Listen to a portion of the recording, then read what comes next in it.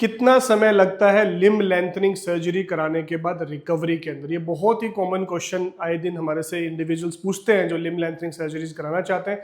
आज इस वीडियो के माध्यम से आपको पूरी क्लैरिटी दूंगा कि किस तरीके से आप एडमिट होने के बाद आपकी जर्नी स्टार्ट होगी और इसका एग्जाम्पल हम लेंगे टीबिया के माध्यम से ही।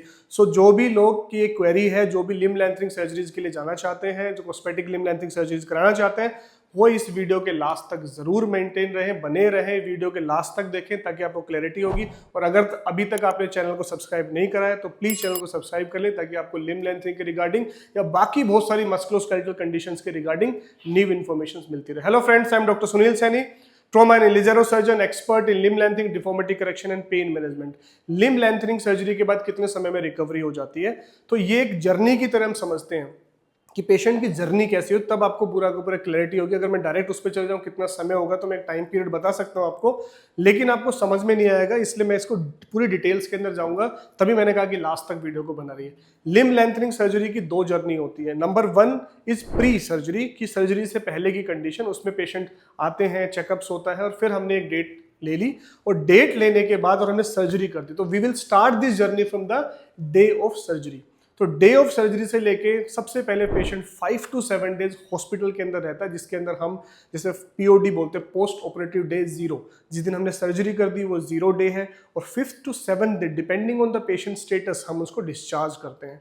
तो इस बीच में पेशेंट को सर्जरी के बाद हम मेंटेन करते हैं कि पेन फ्री पेशेंट रहे, तो इसलिए हम एपिड्यूरल इंजेक्शंस लगाते हैं, बाकी आईवी मेडिकेशंस लगाते हैं और इसी दौरान ग्रेजुअली पेशेंट्स की एनाल्जेसिक यानी कि पेन किलर्स की रिक्वायरमेंट कम होती चली जाती है और फिर 5th to 7th day patient को ओरल टैबलेट्स के ऊपर हम लोग भेज देते हैं। और हम लोग जब भेजते हैं इसका मतलब ये है कि patient will be shifted to guest house, या फिर हमने जो अपना सेटअप लगाया है, जब पटौदी में जब हम कर रहे हैं सारी ओटीज को, ओटी में ही हमने हॉस्पिटल के अंदर इस एरिया को दिया है, हमने हॉस्पिटल के बगल में इस एरिया को डेवलप किया जहां पे हमारा पेशेंट पोस्ट ऑपरेटिवली डिस्चार्ज होने के बाद अपनी लिम्ब लेंथनिंग की जर्नी कंप्लीट करने तक हमारे पर रुकेगा। तो 5 to 7 डेज इनिशियली आप हॉस्पिटल के अंदर रुके, उसके बाद आप शिफ्ट हो जाते हो गेस्ट हाउस के अंदर, रूम के अंदर अपने, जहां पे आपकी फिजियो चलेगी डेली, आपकी लिम्ब लेंथनिंग स्टार्ट हो जाएगी।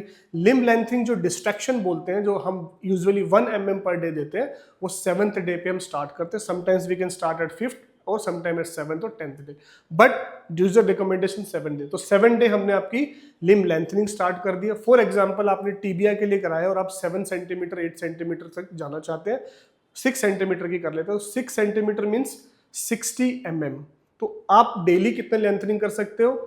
1 mm। तो 60 डेज ये हो गए और आपने 7th डे पे लिम्ब लेंथनिंग स्टार्ट करी है, तो 7 डेज आपके ये इंक्लूड हो गए, तो 67 डेज हो गए। 60 + 7 = 67 और 2-3 आप ऐड करो, 70 डेज। पर दोस्तों कई बार ये जर्नी इतनी स्मूथली चलती नहीं है, तो हमें कई बार स्पीड कम करनी पड़ती है, कई बार पेशेंट को कम पेन हो सकता है तो हमें स्पीड को कम भी करना पड़ता है। ऑन एन एवरेज अगर हम माने तो 6 सेंटीमीटर या 7 सेंटीमीटर तक हम जाएंगे।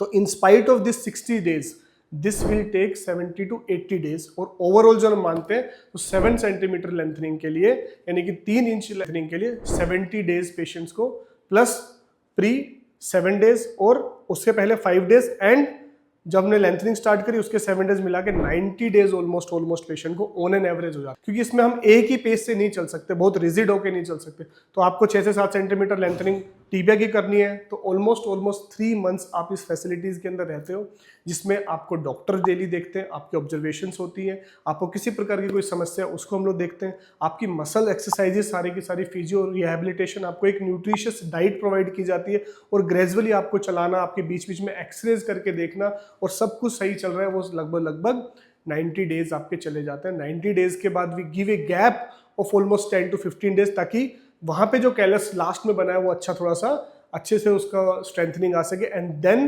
बिकॉज मैं I am talking about lengthening over nail, उसके बाद हम लेंथनिंग आपकी ओवर हो जाती है 10 to 12 डेज के बाद हम इंटरलॉकिंग कर देते हैं नेल को और आपका इलिज़रो फ्रेम को रिमूव कर देते हैं। It takes almost 3.5 month।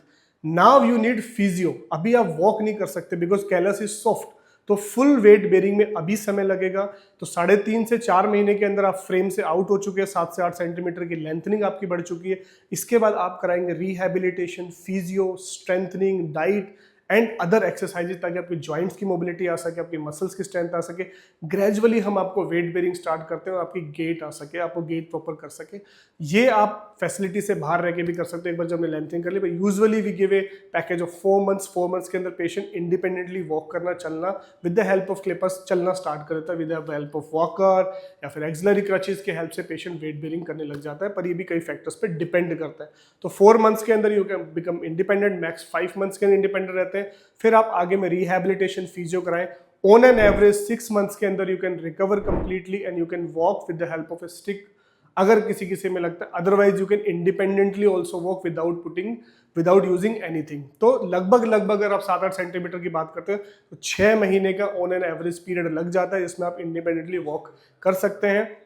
ये काफ़ी फैक्टर्स पे डिपेंड करता है आपकी बॉडी में कैलस फॉर्मेशंस भी कैसा है। तो ऑन एन एवरेज अगर मैं बात करूँ तो इट टेक्स 6 मंथ्स की आप एक इंडिपेंडेंट इंडिविजुअल की तरह अपना घूमना फिरना ये सब चीज़ें कर सकते हैं।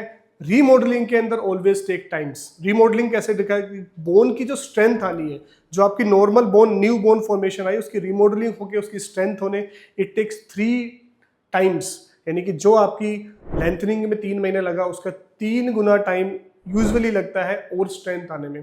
तो 3 months this and 9 months this is almost takes 9 to 12 months to strengthen the bones, ताकि आप 12 महीने के बाद लगभग 9 महीने से 1 साल के अंदर आप कंप्लीट तरीके से independently walk with full strength with all facilities आप कर सकते हो।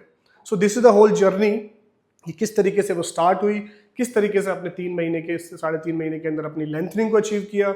उसके बाद वो रिमॉडलिंग फेज में चला गया। रिमॉडलिंग फेज के अंदर इट ऑलवेज टेक 3 टाइम्स। लेकिन ऐसा नहीं कि रिमॉडलिंग में आप बिल्कुल इंडिपेंडेंट नहीं होगे, बेड पे लगे, आपकी फिजिकल एक्टिविटीज ये सारी चीजें ग्रेजुअली बढ़ती चली जाती है। तो 6 मंथ्स के अंदर you become independent and you can walk, बाकी चीजें आप कर सकते हो। रनिंग वगैरह ये सारी चीजें इट टेक्स यूजुअली 1 year और मोर देन 1 year।